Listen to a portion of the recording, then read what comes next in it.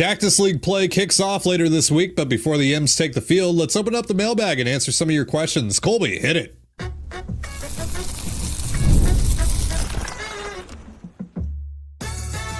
You are Locked On Mariners, your daily Seattle Mariners podcast, part of the Locked On Podcast Network, your team every day.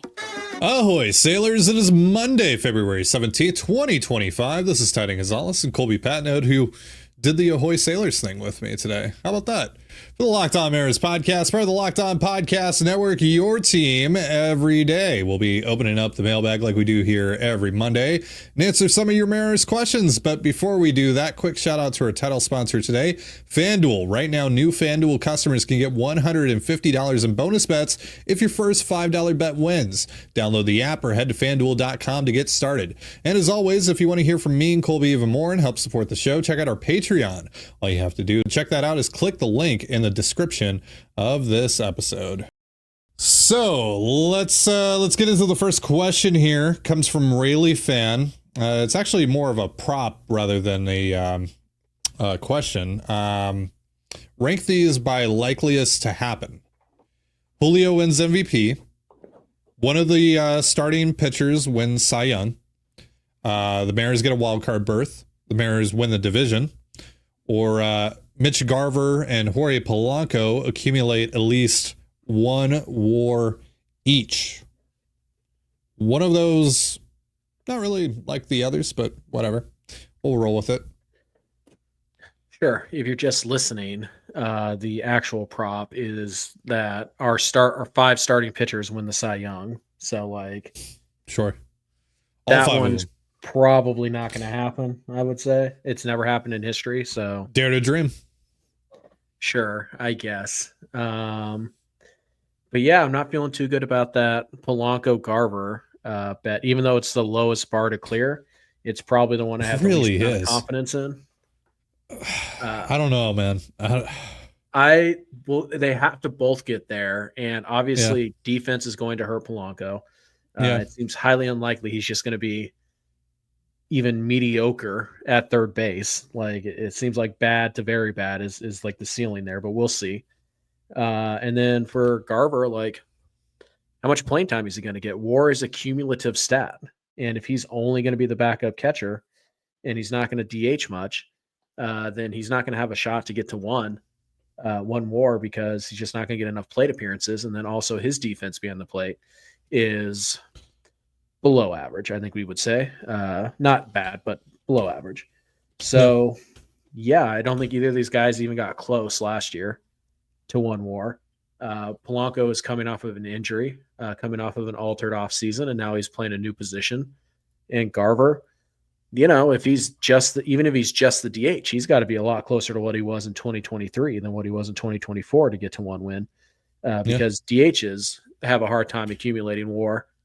Unless they're absolutely elite, because they have negative defensive value attached to them for some reason in WAR formulas. So it's I don't feel great about it. So that one's probably the least likely for me, even though it's the lowest bar to clear by far. So you're saying that you don't believe in odd year Garver, and you think the Mariners have essentially lit $7 million on fire with Jorge Polanco? Yeah. Wow. All right. Mm-hmm. All right. I think Garver will be fine. I just don't think he's going to be 2023 Garver, which is probably what he has to be to get to a win. All right. So how would you rank these then? I think the wild card's the most likely. Division is second most likely. I think I would say the Cy Young, I'm assuming the question actually is, one of the 5 pitchers wins the Cy Young, not all 5. Yes, I think that's safe to assume, Colby. Sure. It wasn't written that way. That's all I'm saying. Sure. Yes. We know. We know that you have to always point that out. Just trying to clarify. Sure. I think that's more likely. Then it's Julio MVP, and then it's the Garver Polanco duo would be last. That's crazy. You think Julio is likelier to win the MVP than Mitch Garver and Jorge Polanco, each just getting to one win? One win isn't a whole lot. And remind me again, how many did they have last year? I know. Did they even combine for one win last year? No, it wasn't Garver negative. They might have been at 0 because I'm pretty sure that Polanco was at 0.3. Let's see here. Garver was negative 0.4. Yeah, so they were probably a negative. Polo, let's see. Polo, 0.3, like you said. Yeah, so they were negative 0.1 combined last year. All right. So all right. I don't know. I don't know if I'm that low on that. I mean, you're telling me you have to believe that Polanco is going to be healthy. I just think that it's likelier than Julio, because Julio could have an amazing season this year and still not overcome Aaron Judge, Jose Ramirez, etc. He's better than those guys, and he's got the star power. I mean, who knows who Aaron Judge is? Like, I just right. Fatigue. There's voter fatigue, voting for Judge for MVP every year. Yeah, definitely on the East Coast, totally. Mm-hmm. Yeah, well, he plays for the Yankees. Who cares? I think you've talked me down a bit on the Garver and Polanco thing, because I was like, all right, it's the lowest bar to clear. I'm just going to put that at 1. All right, maybe I'm not there anymore. I'll go wild card 1. I'm actually going to do the Cy Young one at 2. I'm going to put that above the division title. Yeah, I'm going to put that above the division title.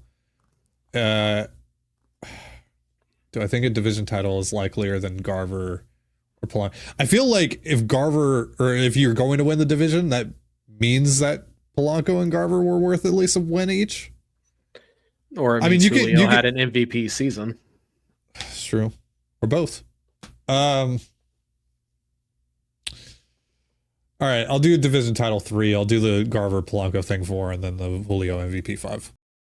Deep Hanky wants to know, has there been any player over the last week who has signed either a 1-year deal or a minor league deal that you believe may have made some sense for the Mariners? Paul DeYoung is the guy that comes to mind here for me. He signed a $1 million deal with the Nationals. Obviously, he had strikeout issues last year. He wasn't all that good, but he did hit 24 home runs. That's worth more than $1 million. Leo Rivas is probably going to be on the opening day roster. Paul DeYoung is worth $1 million. I don't care if he struck out 50% of the time. Yeah, Paul DeYoung is a better shot to take than Leo Rivas. Yes, he's got hit for power. He's actually a really good defensive shortstop. Rivas. Yeah. So you could also play second and third, Ken DeYoung. He provides, some depth in your infield, which you really don't have. I mean, are we counting Cole Young as depth? Like, maybe, but I mean, but it's not immediate depth. It's not like Ryan Bliss goes down in the first week of the season. Oh, we're going to call up Cole Young now. Right. So yeah, DeYoung also gives you late inning defense at third base, which Jorge Polanco is the primary third baseman. You're going to want to take him out of games, and it only costs me $1 million. Like, this guy could get 0 at bats a week and he'd still be worth $1 million. So DeYoung's the guy for me. That was disappointing to see the Mariners just, I mean, I don't know. Maybe they tried, but really couldn't go to 1.5. Yeah. He's a good middle infield defender who could also play third and has 25 home run power. Yeah. Strikes out 30% of the time. So what? It's 200. Okay. Nobody's saying he's a great player, but we're talking about $1 million. That one's the no-brainer for me. Yeah, for sure. It's also pretty hilarious that the day after Luis Urias gets a major league contract with the A's, and it's like, is that major league contract worth more than DeYoung's deal? Be. There's pretty decent odds it is. That's insane. If so, $1 million is only a couple $100,000 over the minimum. So, yeah, DeYoung having to take, at one, that tells me that he had no other major league offers, is what that tells me.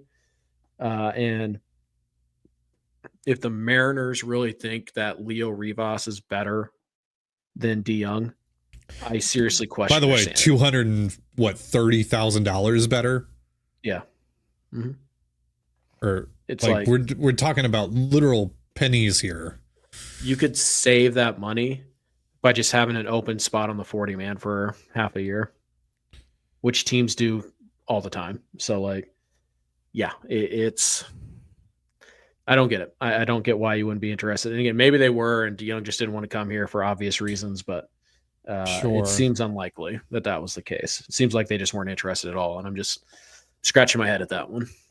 Yeah, that was the one that definitely stood out to me when I saw your question. So, all right, we're going to answer more of your questions in just a moment, but first a reminder, this episode of the Locked On Mariners podcast is brought to you by SelectQuote. The World Series, the Super Bowl, the Olympics, the world's top athletes get to play in these top-level sporting events thanks to one thing: teamwork. And teamwork can also protect your financial legacy and your family's future.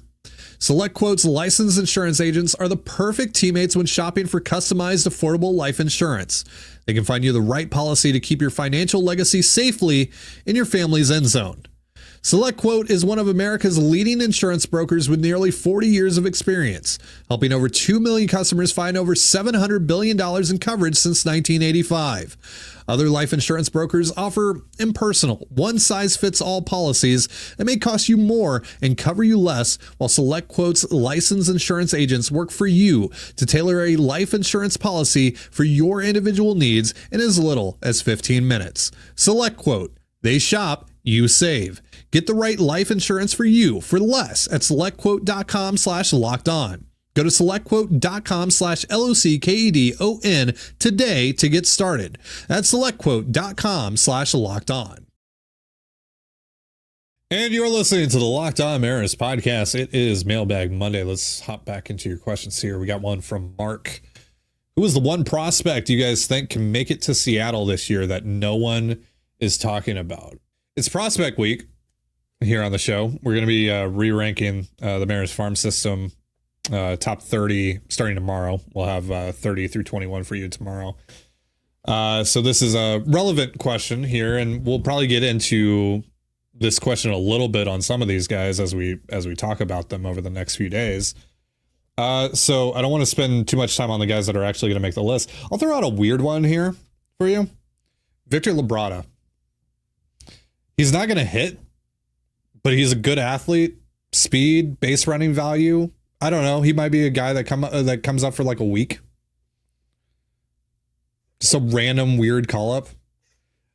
Colby, you make that face. This team has Leo Rivas making its opening day roster. I mean, I know, but like it's always great when you start your like argument with like he can't hit, but he probably will be in the big leagues at some point. Okay. Can't hit, but he's a really good athlete. Is he an elite base runner like Billy Hamilton at least? No? I mean, he stole like 50 bags this past year. So maybe. Samad Taylor. I don't hear you pumping him up. So all right, Samad Taylor too. I mean, he doesn't fit for this category though. Sure. Well, like here's the problem is that like the go-to guy for this is somebody we talk about a lot, Hunter Cranton. Yeah. So like if you want somebody even further like down the rabbit hole, Jared Sundstrom is pretty interesting. He had a really good Arizona Fall League. Probably start the year in Double-A. Could easily see him get to Triple-A. He's kind of an older college draftee, so he could kind of like Cade Marlowe himself up to the big leagues for a little bit of time. So I think somebody like that has a possibility. The odds are it's probably a pitcher, just playing the numbers game there.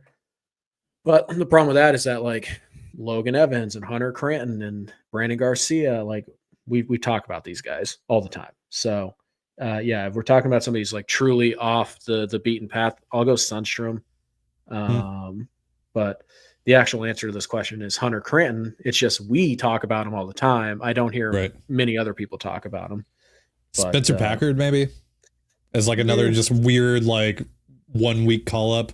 Sure, the Jack Larson situation. Yeah, Spencer Packard could be that guy. Because that's what I was really thinking here for this question, right? Because like we've talked about Ben Williamson, we've talked about Cranton a little bit, we've talked about Cole Young, Harry Ford, etc.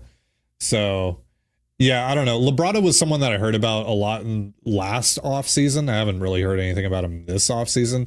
He had a decent year down in the minors, but in high A at the age of 24. So, but again, he's a really good athlete. And I don't know, I could see that getting him a cup of coffee at the big league level if the Mariners want some speed at some point this year. All right. Ross wants to know, I really enjoyed Colby's Cole Young extension idea. Would love to hear Ty's thoughts too. You have a Cole Young extension idea? Well, I do. I don't have a Cole Young extension idea. But, Cole Young? Read the tweet, buddy. Let's bring that back up here, Ross. Oh boy, Ross. Cole Young. Yoing. Either way, I think we might have a new nickname for good old Cole Young. Cole Young. Cole Young. Yeah. All right. So you have a Cole Young extension idea? Sure. So yeah, I tweeted something about it, and then for our tier 3 and 4s, I did the 300 level episode yesterday, and that was most of the episode because somebody, Ross, didn't send in any questions on the mailbag, so I had to kind of wing it. So yeah, Cole Young, I was just thinking, it's been a while since the Mariners have done a pre-MLB debut extension. They did it with Evan White. They tried to do it with Jared Kelenic. They tried to do it with Logan Gilbert, as far as we know, and maybe there have been others since, but they haven't actually gotten it done in a while. And Cole Young kind of checks all the boxes in that he's probably going to make his debut at some point this year. There's an outside shot he can make the opening day roster. So the Mariners have some leverage here. There's the uncertainty of the 2027 season upcoming, where Young is going to be making over the next couple years before then a prorated league minimum salary this year and then the league minimum salary next year. And that's if he's healthy and produces and doesn't get sent back up and down a couple times. So yeah, there's some leverage here for the Mariners. Young gets some guaranteed money up front. Obviously that's the point. And then the Mariners save some money on the back end and maybe buy a year free agency, or maybe they do what they did with the Evan White deal. And there's some really interesting team options tacked on at the end. If you guys don't remember, Evan White's contract was 6 years, $24 million.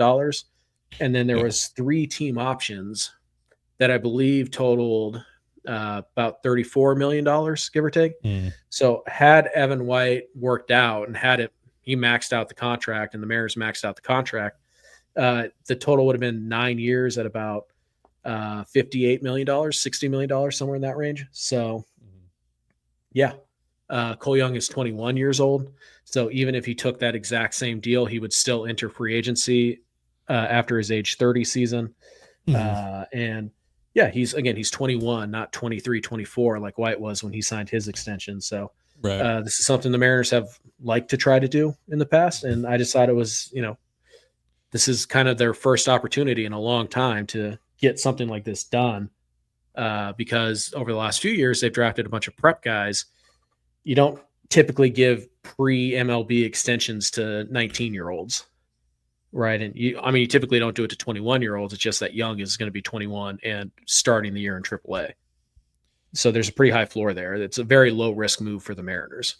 Yeah. So I would say this, just because it didn't work out with Evan White doesn't mean that I'm against taking a shot like this. I will always be for doing that if you're able to accomplish that.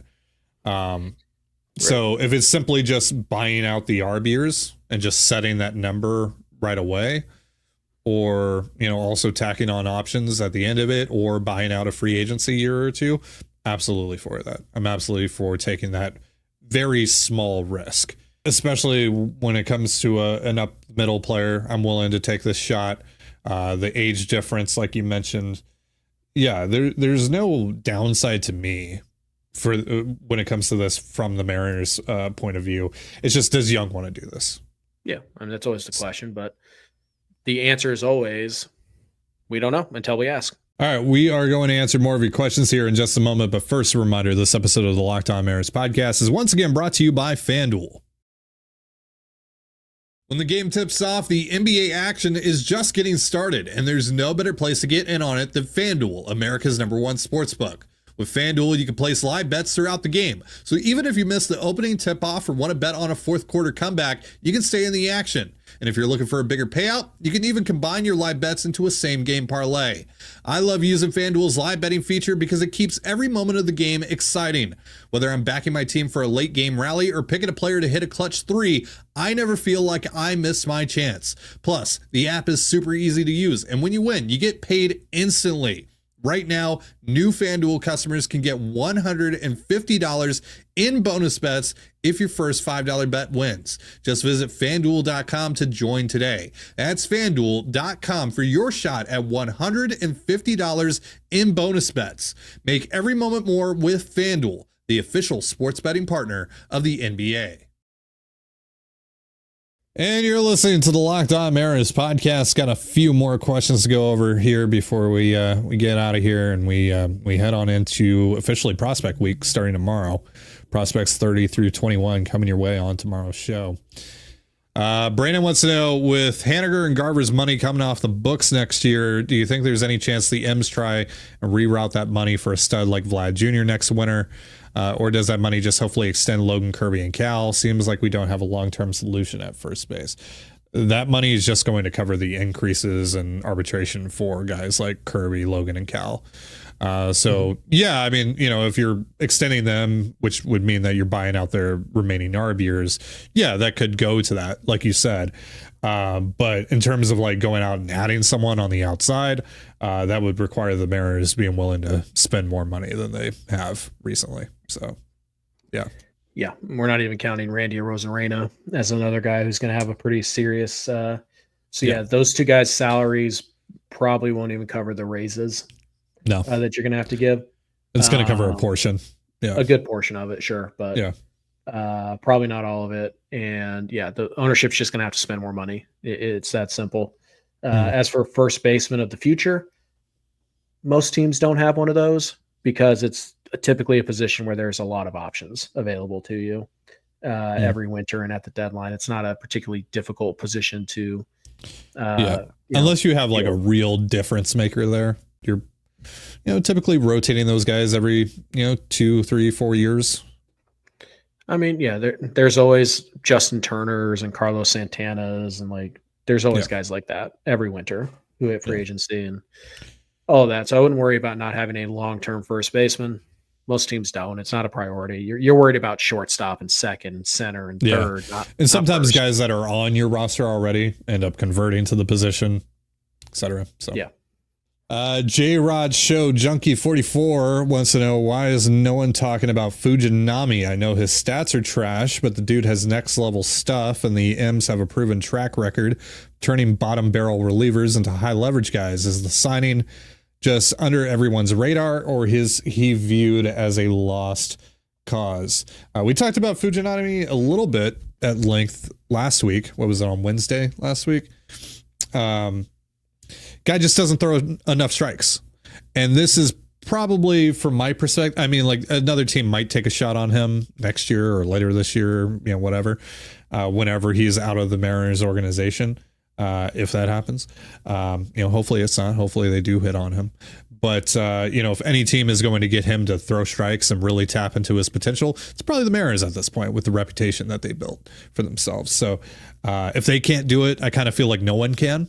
But yeah, like you said, he has really good stuff. It's just, can he actually throw it effectively?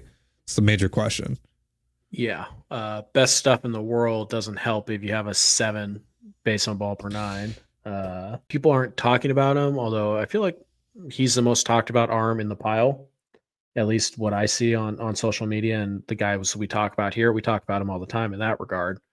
But yeah, he hasn't thrown strikes like consistently enough in a long time. It's been a long time since he's done that. So that's why. It's all about control and command, and stuff's great. But if you throw 4 nasty sliders that nobody even has to think about swinging at, nobody cares. Yeah. So appreciate the question. Totally understand why you're, curious about Fujinami, but like we talked about last week, and like we just went over now, it's just a matter about getting him to throw his pitches effectively. So we'll see if the Mariners are able to do that. Definitely a name to watch, though. All right. Last question of the day comes from Tyler. Rank the Mariners second baseman after Robinson Cano. Yikes. It's 2020 Dylan Moore and then everybody else. Yeah. So, 2020 Dylan Moore was actually pretty good. But that was also in a, very shortened season due to the pandemic.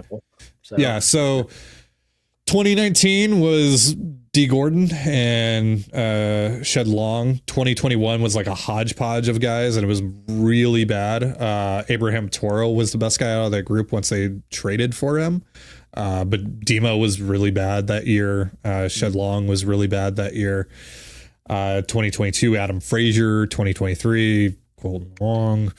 2024, Polo. So, I mean, take your pick. Right. 2020 Dylan Moore is number one. I think we have Frazier? to put I think we have to put Frazier at 2. Yeah, just because he wasn't good, but he also wasn't a disaster, and he also has one of the biggest hits in franchise history, frankly. Where were you at when that happened, Ty? I'm sure you would love to know. It's not like I've told you a billion times. Yeah. Yeah, no. So Frazier's probably 2. Polanco 3. Yeah, because I mean, I don't know. It's either Polanco or 2019 D Gordon. Colton Wong is last. Like, let's make that clear. Like 2023 Colton Wong is last. 2021 situation has to be second last. Yeah, at least Abraham Toro kind of fixed that towards the end. Things a little bit. Yeah, so that's why I keep it from being last. Yeah, so it's really like who's behind Frazier? Is it Gordon in 2019 or Polo this past year? I mean, I don't remember Frazier, or I don't remember D Gordon. I don't remember much about 2019, to be fair. Outside, like, after the 13-2 start, like, I don't remember really anything about that season. Hit like a home run in like their first 25 games or something like that, and then it was. I mean, Daniel Vogelback was your all-star that year. So I mean, not bad. That's sure. Yeah. Yeah. I guess I'd go Polo and then D, just because that's kind of how it is in my head. Like that's how I remember it. Yeah. I will say like 2023, like Colton Wong is last, but the last 50 games of that was Josh Rojas mostly, who was actually good for Seattle. Right. So. Yeah. So for the same argument that I used with 2021. Guess we could use that with 2023 as well, but I mean Wong was stick with primary second baseman, but Wong was a bigger disappointment, bigger disaster than because at least in 2021 you weren't expecting this team to compete. They just wound up competing kind of out of nowhere, right? So yeah, I think Wong has to be last. Like if we're strictly primary second baseman for the year, I think Wong is last. Then it's probably the 2021 group was so bad. I don't even remember who the primary second baseman was in 2021. I think it was Demo. I think it started with Shed Long and then it became Demo. Yeah, either way. And then it became Abraham Toro. Yeah. Right. So yeah, I think that trio has to be second to last, and then I think it's say Frazier pretty solidly 2. Yeah. 2020, pandemic era Demo was number 1, and then you just kind of flip flop Polo or Gordon, however you feel. Like at least Gordon was pretty good defensively, but Polo at least hit 15 home runs or whatever, and had stretches where he was a really good hitter. So I mean, July Polanco was like legitimately good. Yeah. So, but not a great group to choose from there. New left field just dropped. All right. Well, that is going to do it for us. Thank you so much for joining us here on the Locked On Mariners podcast, and thank you for your questions. For Colby Patnode, I'm Tidy Gonzalez. Be sure to give us a follow on Twitter at LO_Mariners. You can follow me at Tidy Gonzalez. Colby at CPAT11. That's CPAT11. We're also on Blue Sky. You can follow me at TDG. Colby at MLB Colby, and the show at Locked On Mariners. Have yourself a beautiful baseball day, and we'll see you next time. Peace.